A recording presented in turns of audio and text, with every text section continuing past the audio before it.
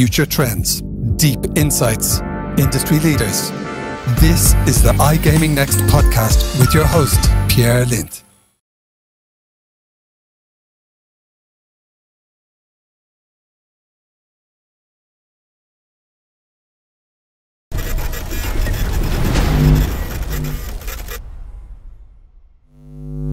Good afternoon, and welcome to the iGaming Next podcast. Today with Andy Fahey. How's it going, Andy? Very well, thanks, Pierre. Thank you for having me. Awesome, good to have you here, Andy. And so you're the eSport lead at PwC, based in the UK, and it's a quite interesting kind of title and company that you work for. It's a little bit contrasting in the sense that you're not exactly an eSport pro as such, but you come in to the eSport scene with a bit of a different perspective here, which is what interests me today. So could you just start off a little bit, Andy, and talk a little bit of why is PwC entering the eSport space, and what is your tasks in general with working with as the eSport lead? Yeah, it's a really good point. We are very much it is a bit of a contrast with this market of video gaming and young demographics and all of that sort of cool stuff versus an old accountancy firm trying to sort of be a part of this scene. So it is a bit of a contrast. But my role in it, is I've been looking around probably for about 4 years with esports now, and sort of lead our global efforts in that. And what that basically means is I kind of coordinate our network who are doing esports activities in the sort of key hotspots around the world, like China and other parts of Asia, Europe, North America, where esports is big, and done that sort of. The first sort of couple of years entering this space was trying to really understand the market, and what we'll sort of get across now is it's a very complex ecosystem. It's got a lot of moving parts, so it can be quite hard to follow at times. So it's getting under the skin of that and then trying to figure out where we as PwC, a traditional accounting firm, fit in this space. Yeah, fair enough. And so digging in a little bit deeper into this, so what have your findings been so far? Like, what have you learned during these 4 years? Yeah, well, it's the big learning point, and this is all your listeners or who understand this space or looking to come into this space will equally be aware very soon, is that you have to tread a bit carefully. So right at the very beginning, I was warned early on that the community who are the fans of esports, who really underpin and the key drivers to the success or failure of this industry, you have to kind of get them on side, and equally you have to get the organizations within this sector on side very early, because these guys, esports as we know it today, have been around 4 or 5 years in its current form, but in reality esports has been around for 20-25 years. So you've got a lot of people in this sector now who have been through the blood, sweat and tears to get it to this stage in its development, and are very protective, and rightly so, of their assets that they've now created. So for the perceived outsiders to come in and throw their weight around really doesn't go down well. So we have to tread very, very carefully and learn about the industry, which takes a little bit of time. And then after that, we kind of figured out where we can add the most value in, sort of working with the sector on deals and fundraising through to, organizations wanting to activate in it on the sort of consultancy and strategic way.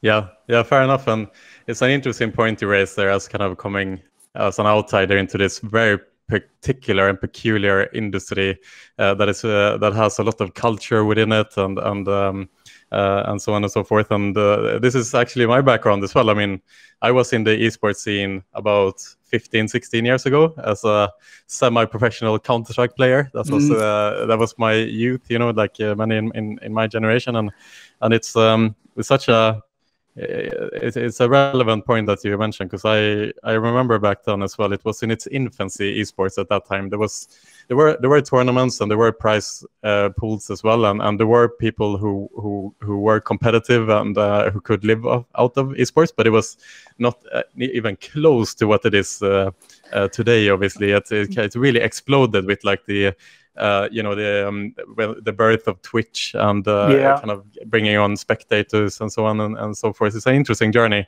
And the prize pool, you missed the boat, Pierre. The prize pool is so much bigger. Well, once we actually won, we won like 24 cans of Red Bull, and stuff like that. I mean, it's not to be, not to be underestimated either. No. But give some context to the prize pools and stuff. I mean, we hear this being thrown around a lot, but can you give some context to kind of what are they playing for these days? I mean, look, there's no getting away that there are some extraordinarily big prize pools out there. So, you've got the Dota 2 International, probably the biggest prize pool, $35-40 million, to be won over a course of a weekend, shared between the competing teams.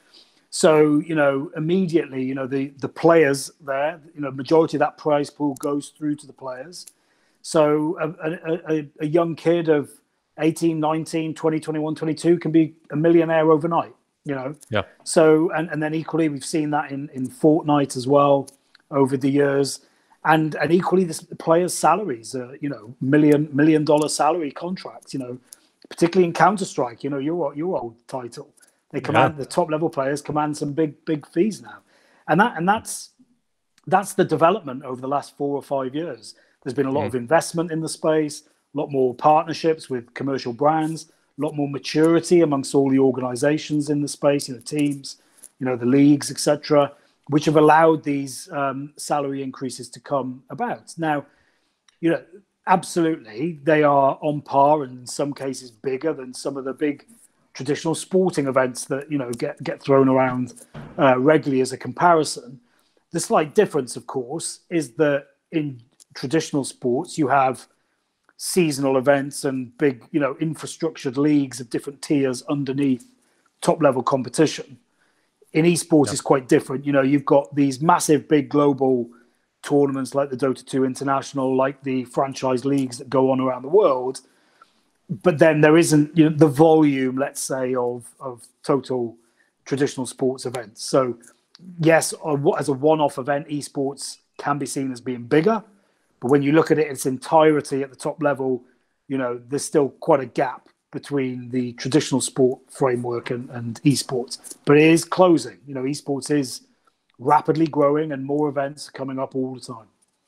Yeah, we talked about this the other day, the fact that Dota 2 International has a higher prize pool than Wimbledon. I guess that's the usual comparison.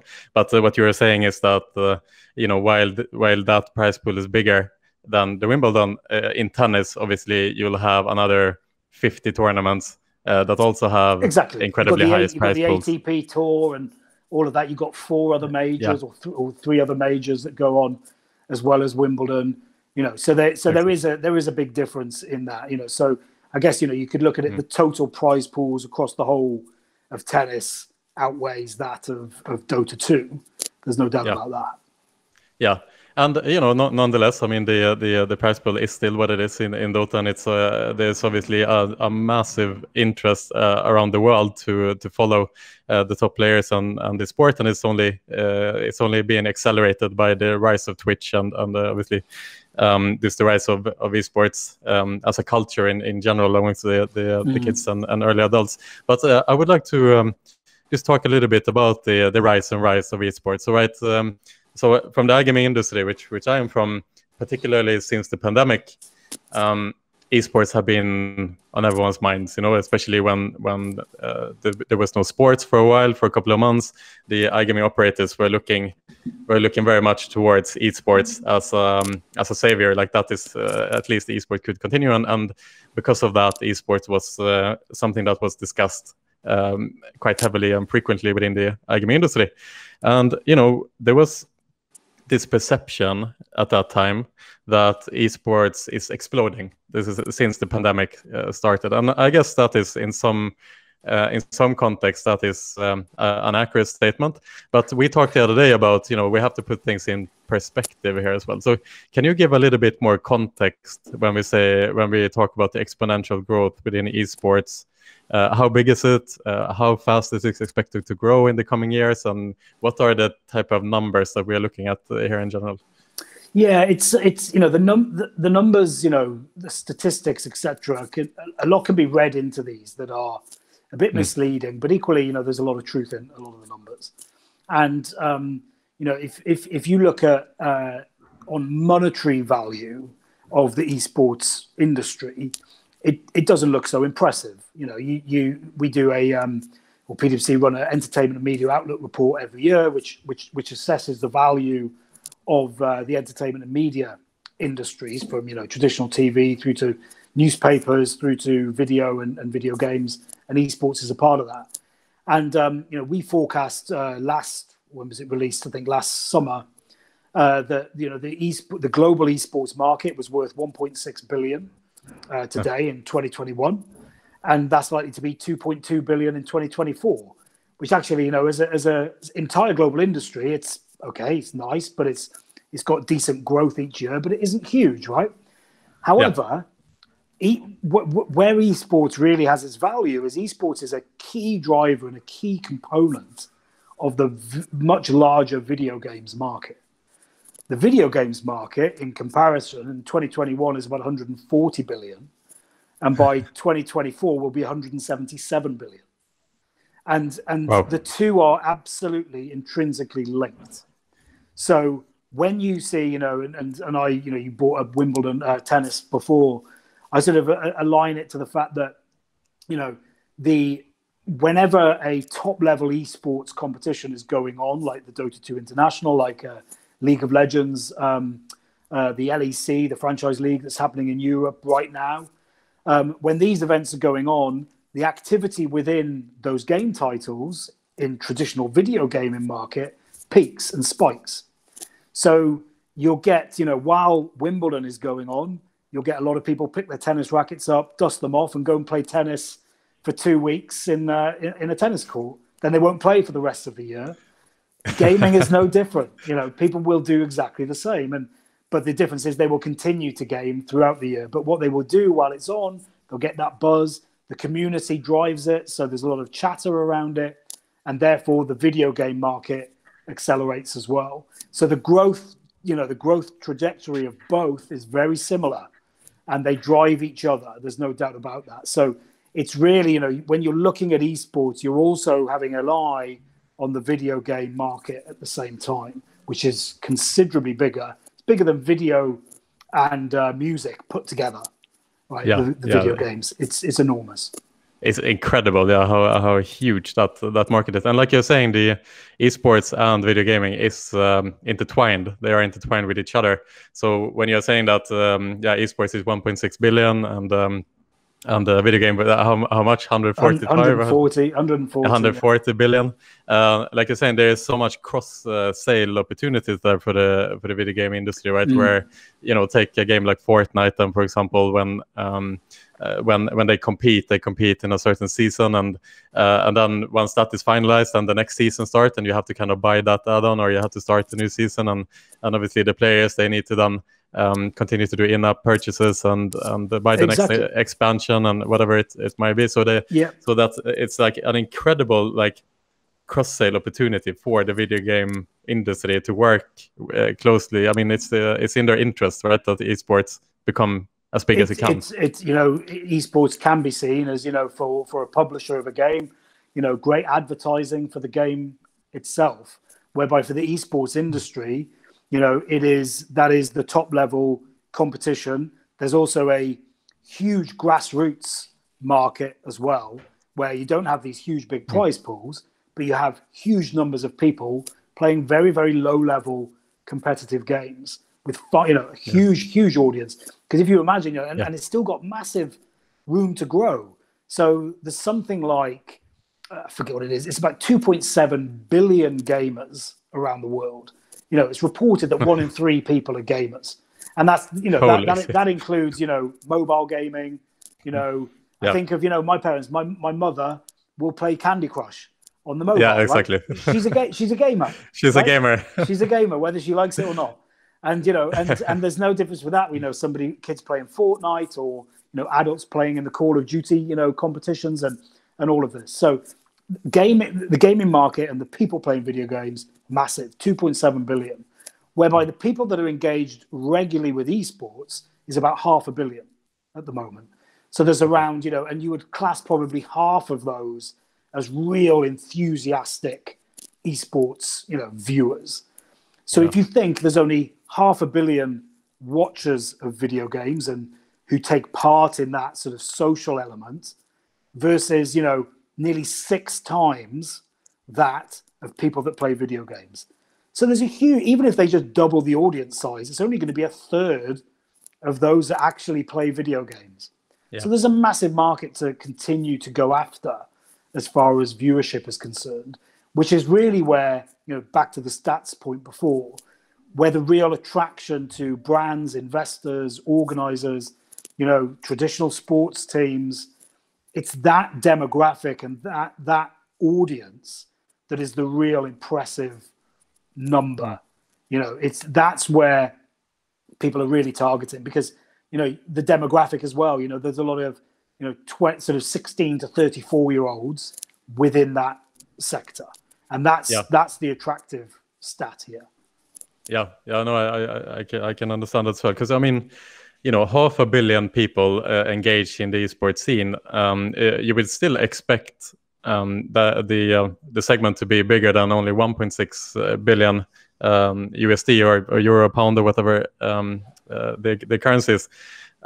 So I'm assuming that looking at these numbers, 500 million people, the potential of another 2 billion people potentially entering the space at some point. I guess this is kind of the basis of the discussion today, which is the topic is esports a bubble? Because I would imagine that a lot of investors are looking at these numbers and they see the potential of this industry just completely exploding from what it is today to what it will be in let's say 5 or 10 years time. And can you talk a little bit about that? So I have a friend, Daniel is his name, and he is the CEO of a Swedish Counter-Strike forum called Fragbite.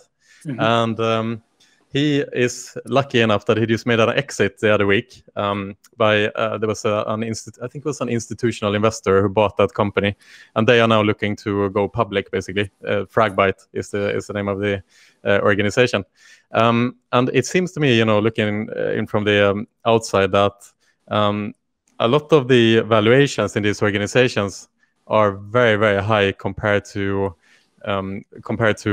the earnings and the EBITDA that they have within the organizations. So it's almost, I almost get the vibes of like the .com era, where a lot of industries wanted to get in early into the internet boom. A lot of investors wanted to get in early, and hence the prices to buy themselves in shot through the roof, and eventually the bubble burst and so forth. Mm. Can you draw similar comparisons within the iGaming, within the esports space, or do you feel that it's not the same thing? Well, there's a risk, of course, with every investment that's made, that is it going to be the right or the wrong investment? But when you're looking at investing in a market, and you're looking at, and within the esports ecosystem, there are many different verticals to stick your cash as an investor. There's teams, there's leagues, there's platforms. Yep. There's now a lot of social media platforms that are being developed around the esports communities. There are the service providers to all of this. There's the streaming, there's the broadcasting, there's a whole heap of stuff. So, it isn't just, backing a team or a league and then just seeing how that fares. There's lots of opportunities. The point around the bubble is one that's come up quite a lot, as you can imagine. And I think that's typical of any fast growth industry. This industry's grown at, was last year pre-COVID 18% year on year. It's now probably dropped to about 14%, but it will pick back up again once COVID has passed us. And so there is that concern, of course, and there's the challenge that comes out. Having said that, the one thing that's, I think, differentiates esports to the .com period of, sort of 20 years ago is that the community, the fans, are the ones that will decide if this is successful or not. And as I said before, there's 500 million of these already, and that's only growing. If you look at the numbers, it's continuing to grow. And there is a huge demand for competitive gaming, which ultimately is what esports is, right? It's the creme de la creme of gamers playing against each other. And for a lot of people probably watching this podcast or listening to this podcast will be thinking, what, people actually watch other people play video games? That's crazy. Well, actually, you know, these people will be video gamers themselves, and they will know the game inside out, and they'll know how difficult the game is to play. And when they see these other people playing, they really recognize the ability and the talent these people have. And it's no different to traditional sports. It's no different to people who play a little bit of part-time snooker and then they watch the TV or go and watch the Snooker World Championships. A lot of people find that hard to believe, that people watch snooker. But it happens, right? Because they really understand how talented these people are. And if you watch, if you watch a professional esports player of any game play, generally on the PC, they're like concert pianists. The speed at which they operate, their hand agility, their brain-to-hand coordination, it's like, you know, a super fast game of chess. They're always thinking 3 or 4 moves ahead. And they're competing against somebody that is equally as fast as they are. And when you're watching this, you think, I could play for 100 years and I would never be able to be that talented that these people are. And so that's where this, you know, there's enthusiasm for this talent across the world watching it. And so my view is on the future of esports is the bubble won't burst. What may happen is we may, over the next 10 years, see different iterations of esports. It may evolve and change into something that the community are demanding, but the demand is there. The demand's not going anywhere. The genie's out the bottle, and it won't go back in. There's a demand for competitive top-level gaming, and that's what it provides. And also where it's really strong. Yes, it can. You know, COVID proved it can go online, and a lot of esports competitions is online to begin with. Then eventually will end up in a stadia, or it completes online, particularly at the grassroots level. But if you go to a top-level esports event, it's crazy. It's 2 days or 4 days of just celebration of gaming. It's a phenomenal event. I sort of always draw the analogy. It's kind of a cross between the X Factor and WWE wrestling. It's this just circus. It's a circus of entertainment in a big stadium with like-minded, enthusiastic people. Mm-hmm. And it has a great spirit about it. It's very different to traditional sports in that respect. There's a camaraderie, there's a funness. It's just a great thing to be a part of. And that demand's not going anywhere. You know, that is here to stay. Yeah, and I guess what we are saying here is that it's kind of proof of concept. That is what the industry have shown already, that it is sustainable. You know, they are able to retain the audience, and they keep coming back to the stadiums.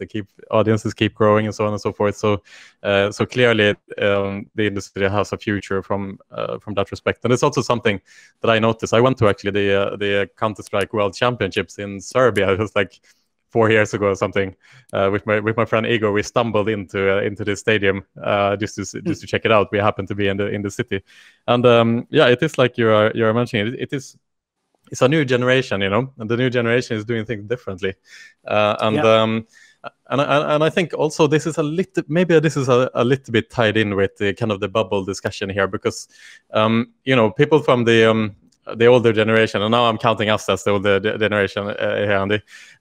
We might not understand this industry as well as the people who are raised in the industry, in the esports industry, let's say.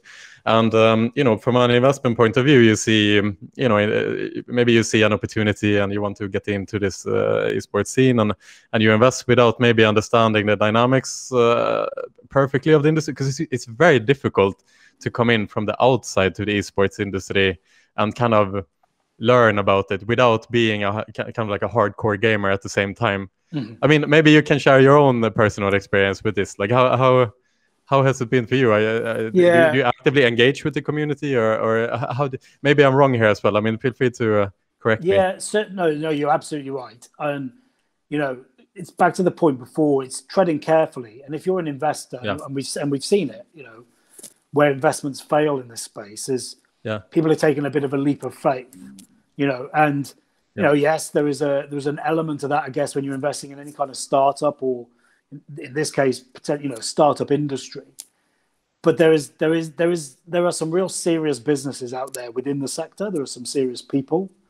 There's a maturity that has been realized over the last number of years that perhaps, if you were looking at it 4 or 5 years ago, you wouldn't have seen. So organizations have definitely evolved. But it is, for any investor, for anybody wanting to activate or check the space out from a business perspective, it's treading carefully and doing your homework first.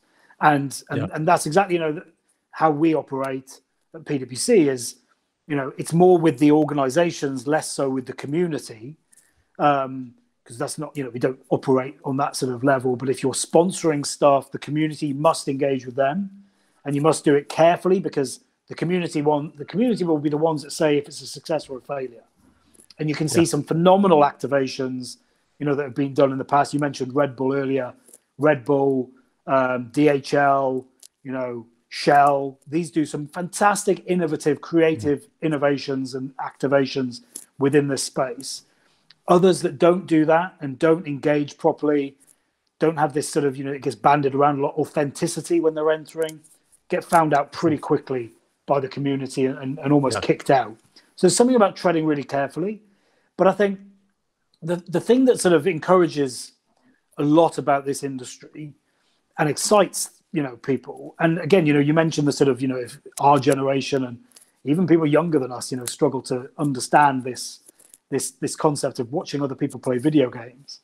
If you consider that this is a perfect storm that is developed over the last few years, in that, technology has improved considerably. We've now got 5G coming in across the world. That's only going to improve it. So the key, the big issue in gaming is time lag. Provided there's no lag, it's competitive. Lag is a real issue. So now that's better. That's the technology issue has gone away. So you've got the technology. Then you've got just better gameplay. Counter-Strike, when you were playing 15 years ago, is different today, right? It's a very different animal. And it's, so the gameplay across all major titles has just got incredible. You look at, what they do, what Epic do with Fortnite. They have concerts. Marshmallow played a concert in front of over 1 million people in the game of Fortnite, and people turned up in their avatars to watch it. Those kind of creative things are just phenomenal. And that's what the publishers, developers are doing in conjunction with the community who are telling them what they want. So the games evolve at the behest of the community. So you can only fail if you don't listen to the community. If you listen to them, it does well. And the third thing, which is really the thing that glues all this together, is particularly, all generations now live a social media life. And, whatever platform that is, people are engaged in some way or shape or form on social media. Esports and gaming through Twitch, as you mentioned before, Pierre, is all about social media, social gaming. It's social interaction, albeit through a platform. So if you're playing Fortnite or if you're playing Call of Duty, you're generally mic'd up to your team, who could be dotted anywhere in the world, or likely if you're playing in school or university, they're in other houses around the neighborhood. But you're connected. If you're watching this stuff on Twitch or YouTube or whatever, you're communicating all the time with your network within that platform. So and it's the same at the end of the live events. Everybody's got one eye on the competition that's going on, but the rest of their attention, probably more of it, is on the community and what's going on in the stadium at that time. Whereby in traditional sports, everyone's focused on the game, and they get upset if they lose and happy if they win. In esports, it's the taking part and being there that is the main attraction. So when you bring all those three things together, it's a perfect storm which just facilitates the growth in esports. Yeah. Yeah, it's super interesting, how, we look from our lenses, our cultural lenses, and compare it to football or compare it to other sports. But, to some extent, this is a completely different animal. But that kind of begs the question a little bit. Esports is still a niche in the sense that it's not a mainstream televised. The international in Dota 2 is not a mainstream televised show that the entire world can enjoy, just like the world, just like Wimbledon, for example. Mm-hmm. I mean, me and my friends, we can watch Wimbledon without being tennis players and enjoy what we are seeing. We still understand the tennis, we understand the beauty of it, and so forth. And I think in the sense of eSport, it seems to me to be a little bit more ring-fenced around the audience that actually are engaged in eSports. And that's what we talk about now as well. You see that it's a community thing, right? That people within the community are very engaged to watch the pros play and so on and so forth. Do you see that as kind of like a hindering block for eSports to truly become mainstream? What does it take? Because if I look at Dota, I'm not my friend Don, he's a great Dota player. He plays it. We used to be roommates. He used to play every day. But for me, if I look at Dota 2, it's like Chinese to me. So what does it take for esports to become truly mainstream, or is that even a relevant question? Well, it's it depends who's asking that question, because if that question comes from the community's response to that question rather would be, why do we need to be mainstream? Why do we need to be? We've got our platform, it's online. Okay. That's how why do we need to be on traditional TV? Their view is they don't. Traditional TV, on the other hand, may want esports on their platform to get new generations, etc., watching their content. So it could be, it's a bit like the Olympics. There's a lot of talk about esports being part of the Olympics, although that seems to be ruled out for the foreseeable future. But if you ask the esports community that, the esports community will be saying, the Olympics needs us, we don't need the Olympics. Now, that might seem a bit arrogant, but actually they have this community and this platform online existence, which is part of the reason why a lot of people don't see this on a day-to-day basis, because it's kind of happening over there somewhere online and not on TV and not on mainstream media channels that you would recognize. But if you go on Twitch, if you go on YouTube now, video gaming is everywhere. From influencers, celebrities, traditional professional sports people are big gamers, and live and have another life away from their celebrity lifestyle that is gaming. And so I think whether esports ends up on traditional TV, it'll be esports that decide that. I think they will decide if they want it, if they need it, rather than the other way around, because there's plenty of growth potential where they are at the moment, and I think they'd be quite happy with that. And I think just back to your point around Dota, and again, this is without getting too technical of the makeup of this ecosystem, but it is complex. Is that you've got something like Dota 2, which is an open title. So you or I could enter tournaments tomorrow. We'd be pretty rubbish. We wouldn't get very far, but we could. There were other titles. Yeah, we'd have fun, right? But that's available. We could try and qualify for the international for a $35 million prize pool. That's available for us. But other titles such as League of Legends, Counter-Strike to a degree now, Call of Duty, Overwatch, these are all franchise leagues at the top level. So there is a price to pay to enter that spot. So as a player like us, we have to become very good and get signed by a team to be able to play in that, like in traditional sports. But equally, if you're a team, if you're an owner of a team, you need to probably in the future have quite a lot of money to buy in to one of those franchise leagues to the extent they expand, or you take over a team that's already in existence there. So that sort of franchise model is kind of settling down, which for me, my view is that's only good for the industry, because you've got a structure there to build upon and create narrative and competitive stories and build a bit of a legacy whereby in the open system, it's a bit more free-flowing. You know, teams come and go very, very quickly. Investors come and go, brands come and go. But in the franchise model, it's a bit more solid. However, that's at the expense of a sort of rags to riches story that is quite hard to come by in that respect. But it still, you know, it still gives a fantastic spectacle in both sides of the argument, and there is definitely room for both franchise and open. But over time, you'll start to see more of that structural framework come across the ecosystem. Yeah, super interesting, Andy. There's so much to talk about on this topic. But we're going to start rounding off a little bit now. And I want to end today's podcast a little bit to just draw the comparisons between esports and iGaming, obviously the industry that I come from.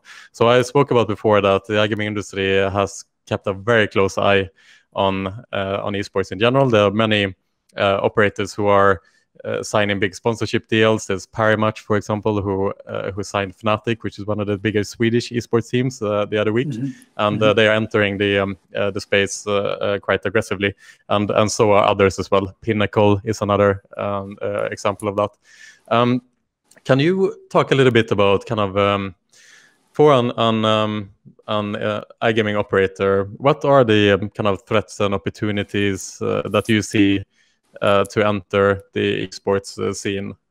Yeah, I think there's two things to consider. One is the same, which is equivalent to every brand from every industry coming in, and that is, as I said before, how you engage the community when you come in. Because without them on your side immediately, you're going to fight a very tough battle.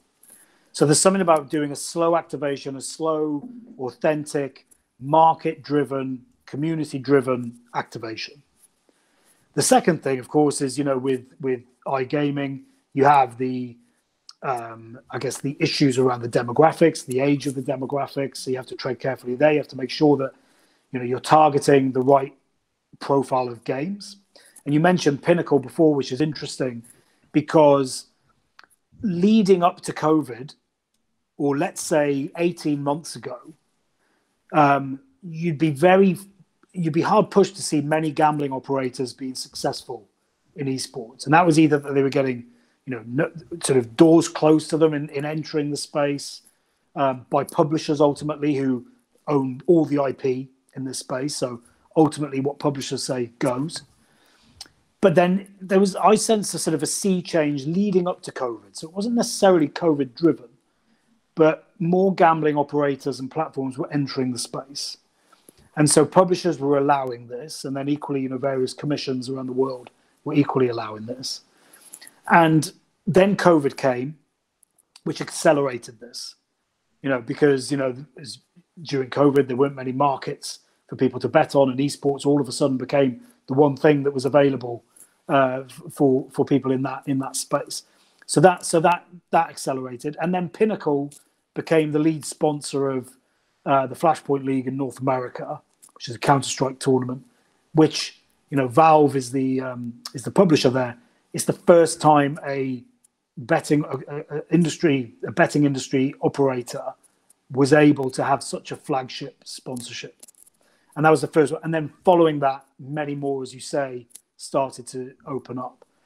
But there is certainly a you know, like in everything, there's a young demographic at play here. A very young audience in some titles, so you have to be very choosy around which games you would focus your attention on. You know, Call of Duty, Counter-Strike, League of Legends, Dota, all sort of age-appropriate games.